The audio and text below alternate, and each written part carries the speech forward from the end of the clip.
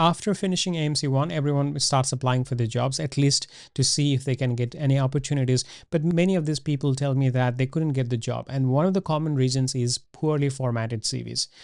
So what is a good CV? Let's talk about that. A good CV has a proper structure and is tailored for specific jobs. You don't use the same CV with the same details for each job you are applying for. Your CV should change according to the job you are applying for. The basic segments your CV should have is the personal detail part where you write about who you are, your phone number, your email address.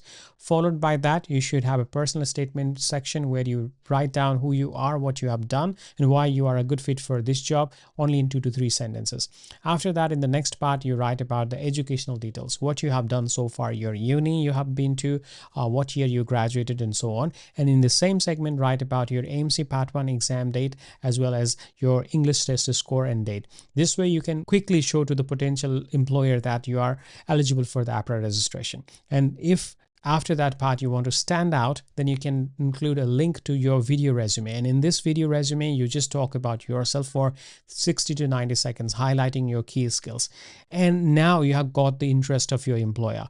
And after this, you need to show to them why you are a good fit for the job by showing your training and skills as well as your core clinical experience. For the training and certification part, you can include the skills like CPR, basic life support, relevant CPD modules you have done, and make sure that these are relevant to the jobs you are applying for. And in the clinical experience segment, write about your clinical experience so far and list them in the reverse chronological order, starting from the most recent one and going backwards. And while explaining these roles, try to write down who you were in that job, what responsibilities you had, and what you did.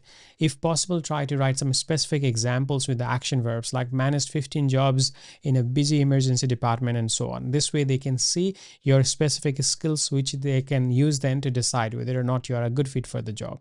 If you have done observership in Australia, you can include details of that as well.